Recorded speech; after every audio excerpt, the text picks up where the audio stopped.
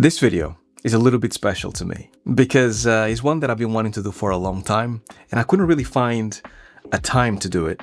And lately, there's been a bit of a Battlefront II resurgence. So obviously I'm still under NDA, so I'm not about to spill any super secretive stuff, but this is a special video because it's going to be one about creativity, one about challenge the community of the game, and most importantly, it's going to be a positive story. I think this one is all about celebrating the game because it is special to me, it is special to the community, and now that people are starting to understand how much work we put into the game, I think it's good to go behind the scenes and talk a little bit about what happened in Battlefront II. So, if this sounds interesting to you, let's do it.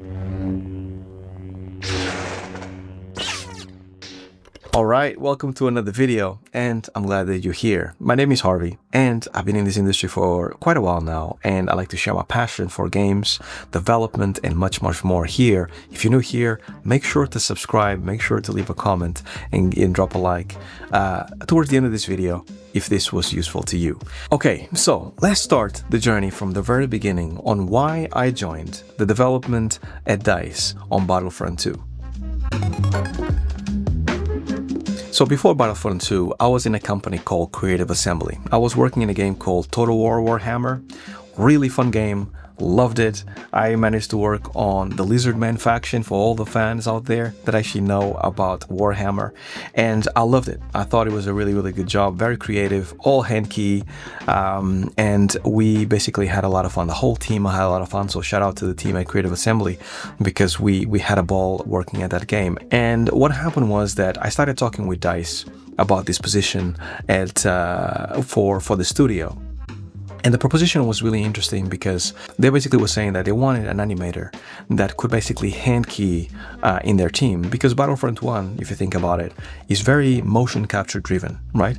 And this doesn't allow for a lot of creativity. And Battlefront 2, given the fact that it has a lot of like stylized characters like Yodas and Darth Mauls and stuff, then obviously you need to actually mix motion capture and hand key in order to get the most out of the character. And even though the game looks like for the most part is motion capture, for all those that know, you realize that actually the game is mostly like 60% like hand key and 40% mocap. So they wanted somebody that could help them with those things, and they didn't have anybody. So the idea was for me to join them, first as a senior with a look to be a lead, in order to actually basically help the team to become better at hand key and like tweaking this motion capture data as best as it could. So to me, it sounded really amazing. Plus, the pedigree of DICE was second to none. They just had released Battlefront 1, massive success, definitely at that point in time bigger than Call of Duty, and I kind of was excited, right? Plus, Sweden, beautiful country for the kids, for the family, amazing. So I thought it was basically a no-brainer, and if the offer was there, I was willing to go. And they made me an amazing offer, so I went over and started meeting the team, and then they told me on the first interview that I had before we started talking that basically this was for Battlefront 2, Star Wars Battlefront 2, and knowing me and how much of a Star Wars fan I am, I got even more excited. I'm like, you mean to tell me that I'm going to go into this project and be able to have a saying on how the characters look, plus it's Star Wars? Oh my god, this is amazing. What I didn't know was how much of a climb it was to actually get things to kind of get going, because some of the people out there probably know, especially the devs looking at this, that when you go into a company, no matter how good it is, and DICE is really amazing, but there's always going to be some pushback, some politics, some things going on. And over there was actually very little, which is amazing. But still, because I came with this idea that I needed to basically change things a little bit when it comes to how animation gets put into game and how it gets edited and stuff, there was an uphill battle for sure when it comes to why these things are important, right? And through it all, we got to a point that it was probably harder than I ever expected, which is very much about setting the style and making sure that we actually got the heroes of the game to actually look like $1 million. So, as I joined and I was working, we spent like the team and myself, I think it was about 3.5 months, maybe 4 months, working on one hero. We had to decide which one is going to be the hero that is going to set the trends and going to be the linchpin for the whole thing. And that hero ended up being Darth Maul. So looking at Darth Maul in game right now, it feels a bit cringy to me. And the reason why is because there's so many things that I would change, because we kind of set his whole logic and combat so early that by the time we actually ship the game and continue working in the game for another 4 years, I wish I could have revised Darth Maul based on the things that we've learned. But that first initial Darth Maul that is still the one that is in the game right now, that became the linchpin for the characters. And what we had to find was very much about the combat, right? How would Jedi combat with lightsabers happen in game in a way that was satisfying? So we had to be clever about deciding how much effort we wanted to add into this, because this was going to be a massive endeavor, and we would have to actually do this for every single other hero in the game with the same metrics. So if you guys are not familiar with metrics, definitely check out my video on animation metrics and what that means. But it's basically a big endeavor that requires a lot of numbers and a lot of like setting certain rules for the game in the world, and this is going to be a big one, right? So we need to be careful on how much we basically chew on, because if we chew too much, then it's going to be impossible to finish the game on time. So Darth Maul kind of like went into it. We got like, you know, into the 2-chain. We have like a 2-chain basically combat where you have 1, 2, 3, I think it is 1, 2, 3, and then you have another chain of attacks that goes 1, 2, 3, and then we can basically like interpolate between the two, right? So if you actually do 1, 2 and you stop, it resets and it goes into the second chain, then it goes 1, 2, 3, and then it goes back into the first chain, and then that way you have variety of combat. And that's basically one of the first things that we did.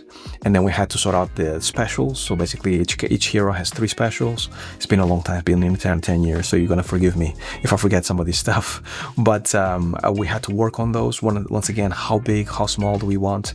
One of the first ones that we did was basically the throwing of the lightsaber and the grabbing the lightsaber again. That took so long to do, and I won't go too much into the specifics, but definitely let me know in the comments if you want me to actually go into more of these specifics. Maybe we can make a series out of these. But yeah, it was really complicated to do. It's engineering, animation, design, a bunch of things happening at the same time. After we finished Darth Maul, we were happy with what it is. We showed it to the studio, people loved it, people were like, oh my god, this is going to be amazing. So we knew they were on the right path. Now it was about basically making sure that all other heroes had the same.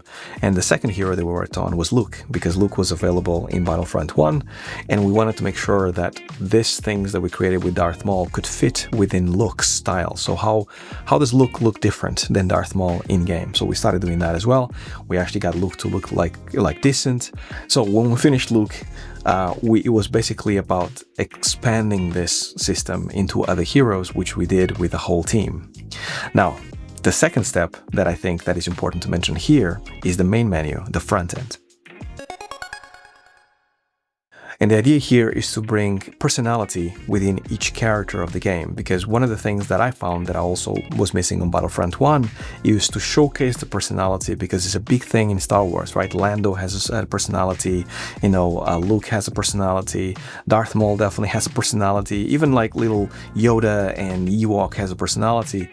And I think there's nothing more inspiring than seeing the character come into your screen and actually having that personality, but then is finding those traits that basically we can dilute those things into one thing or to a few things that they can do. So we had a lot of fun with this, and it kind of evolved over time. In the beginning, we had Darth Vaders and the Lukes, and basically they are very stiff and very still and cool. But then we started going into the more clumsy things, right? So the Ewoks towards the end and things, and that was really, really cool. And finding those things was actually quite interesting to me, because how do you get a hero to come in and be cool before you go into game? After a lot of iteration, we got to a look of the menu. I had to work with many different departments to get it to work. And then we actually got it to actually look a specific way that the whole team was happy, which was really, really good. Now, this takes me to very much the launch moment. After much work and a few years went past, and now this takes me to the launch moment of the game. You know, something that gets overlooked so often is the business side of development. I know it, because now that I actually have my own studio and I have to have meetings with a bunch of different investors and people that are interested, I didn't know much about it. And this is when I found out that we spend so much time as developers building worlds, characters, but when it comes to selling what we create, most of us hand that control to somebody else. This is why I think the recent ruling in favor of Epic against Apple is a really big deal. It's a massive shift for developers, specifically for mobile developers. And for the first time, you can link players directly to a web shop from your game. And there's no 30% cuts, there's no workarounds, just a clean branded storefront where players can buy content directly from you. And if you wonder how to set that up, recently I've been checking Zola webshop, and specifically designed for anybody from indie to AAA to basically set up this in a way that requires no code. I'm not a coder for sure, so for me, anytime that a company says this is super clutch. So this is why I decided to check them out. And I'm super glad I did, because you can create something fully branded. They accept over 1,000 ways of getting paid. I'm not exaggerating. And they only take 5% of your commissions, which means that you keep most of your money, especially as you actually develop your game as a self-published developer like us at Proxima. I met Zola a couple of times both at GDC and Gamescom, and I think they are genuinely one of the smartest things that you can do as a developer, independent developer, trying to make money from your game and monetize it in a way that makes sense. I've dropped the link down in the description if you're interested in knowing more, and if you are, this might be one of those secret weapons as a developer that might make you actually be better off on the long run financially. So here, just before the launch, we're all hype. We were all like, this game is going to be amazing. However, we could tell that there might be some trouble coming because of the loot boxes, and internally as the devs, there's not much we can do about it. We can implement certain things, but there's not much that we can say strategically which way the game is going to go. We just have to trust that basically things, up ahead in the leaderships, they're actually really awesome and they know exactly where they're going with the marketing, with the finances and stuff. Unfortunately, it very much blew up in our faces, and everybody knows about like the loot box fiasco that has happened, and all the governments that basically changed their laws due to the Battlefront, and play to win and all these other things, and it became way bigger than any of us actually thought about. And it was incredibly deflating after spending so much time working on the game to see so much work that went into the game just be like muddled by just the outer shell, right? Which was very much like the cards and the paying for cards and pay to win and things like that. Because nobody was talking about the gameplay aspect of it. Everybody was talking about just the money things. That nobody was talking about how good is the game really, right? So it felt odd and everybody felt deflated, and I don't blame anybody. There was a lot of people internally and externally that felt very much like this game is dead in the water. But there was a few of us that really believed in what we worked on. The bones of the game was solid. Unfortunately, a lot of us kind of got moved to Battlefield 5, which was going to be the next big thing. And we spent quite a few months there, but through our talks in the corridors and stuff, I remember talking to Dennis, not only about basketball, shout out to Dennis, he's a good friend, but also about the game. And, I remember saying, like, if you manage to make Battlefront 2, come back again and we can actually work on it. The game was still going at this point, but it was just being maintained. Then I'll come back. I'll come back for sure. Give me a shout. I'll come back. I'll love to work on that game again, because as much as I like Battlefield, but I love Battlefront. So for me, it was very much like, I'm here at DICE to work on Battlefront, so I wanted to just do this one thing. I eventually went back to Battlefront this time as a lead, and basically I was just leading the project at that point. And this is where the project was the most fun, because at this point, nobody believed in the game except for the devs. There was a community in Reddit that actually believed in the bones of the game, but it was very little, and the majority of the community believed that the game was dead in the water, and basically it was just, it was a no-go for the game. So what we set out to do internally was very much to listen to the community. And once again, I'm just saying the story from my point of view. Other points of view might differ, but to me at least, it was very much about listening to the community. What do they want? What are they missing? What are the things they want first, second, and third? And then second, it was very much that there were so many good ideas and many things that we wanted to do that we never got to do them. What do we afford to do them now? Because they're all good ideas, they got stopped for one reason or another. so let's do those as well. So we started doing it, and it took us a good 6 months, maybe 9 months, and we started kind of like communicating with the community and asking them and all that stuff. And then the community sentiment started turning a little bit, where they started to understand that we were listening now, while before we weren't. And this is where it became fun, because then the constructive criticism started happening. And then the more constructive criticism we had, the more we started making the game better. And we started by fixing a bunch of stuff, right? Design-wise of the game and stuff. So it was not so much to do with animation at that point. It was to do with just the design of the game. How can we make it? So shout out to the designers. We had amazing designers at Battlefront. What I came in to do then, it was very much that now that I can actually, like, you know, we have carte blanche and Dennis believed in the animation team and believed in the work that we've done, then what can we do to make the game absolutely stunning and amazing and have personality and be fun? And this takes us to the live service phase of Battlefront 2. Alright, so now we are all gears turning and we are working on this as a team. I think initially there must have been about 40 of us. In the end, there was about 70 of us.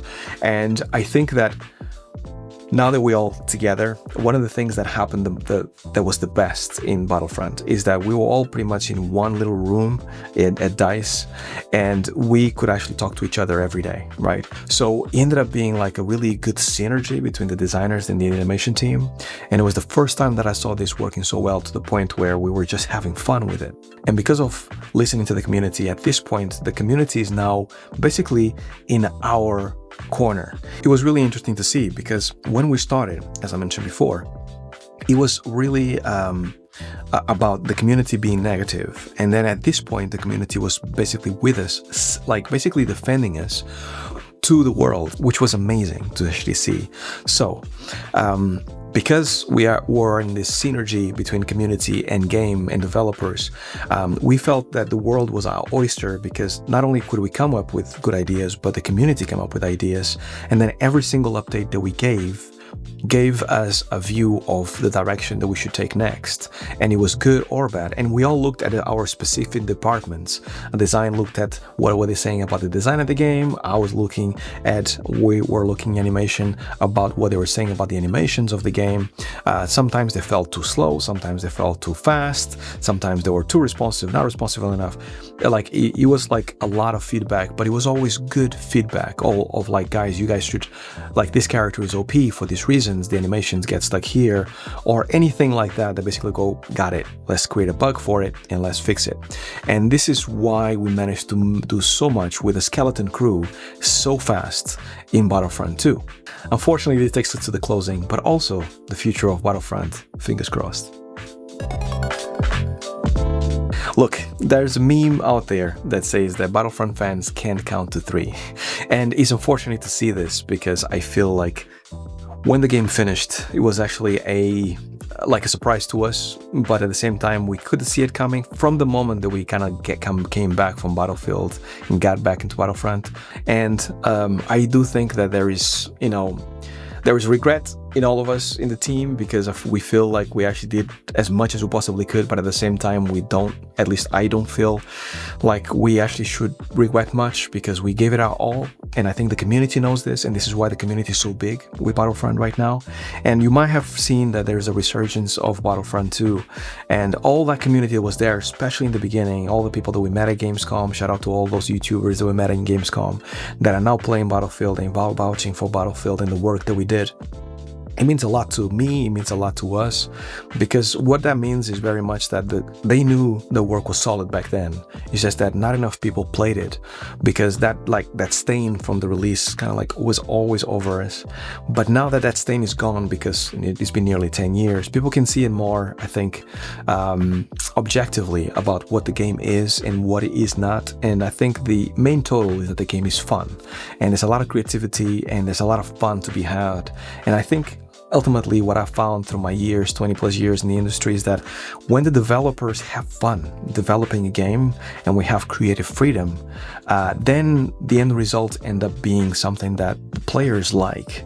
I got into a lot of retro game playing at this point, and definitely games do stand the test of time after a while. I'm currently playing Link's Awakening on the Game Boy, And I do think that when the design is solid, doesn't matter if it's like top-down or isometric or 3D or whatever, the game's kind of holds over years. And I think Battlefront, I'm kind of proud that it has been 10 years, and I hope that the next 10 years will still continue to hold as strong as it is right now. I do hope that, just like in Star Wars, that they have normally 3s, I hope that we manage to some way, somehow, even though it's going to be nearly impossible, to make Battlefront 3 happen. But ideally, it would be amazing to actually get some of the people that actually were part of that team to come over and have some of that DNA. Because when you lose that DNA, even though people don't pay attention to these things so much, but when you lose the DNA of a game and the developers behind the game, you lose a lot about what make the ideas and the logic of what made the game good. I do think that bringing those back, at least even if it's consultancy, helps a ton to basically make sure that we take that DNA and put it onto the next one. So if you're a Battlefront fan and you've been there since the beginning of the journey, drop a comment down below and let me know how you feel about the game now. How was your journey? How much of a fan you are? How many hours did you put in the game? And most importantly, like, if you were a part of that Reddit community, that feedback community, I definitely want to hear from you. It meant the world to us to actually have a community there. And it feels very much like you're not developing in a silo, you're not developing by yourself. You have a community there paying attention to all the work that you do, and then keen to give feedback as you do it, which is amazing. So definitely I want to hear from you guys down below. And if you enjoyed the video, you know what to do. And until the next one, stay well, stay safe. Peace. If you enjoyed the video or found it helpful, go ahead and hit the like button. If you super enjoyed it, leave a super thanks. It's like leaving a little tip, and it directly supports the channel. If you haven't already, subscribe and turn on post notifications so you can continue to see my videos and get your weekly dose of better.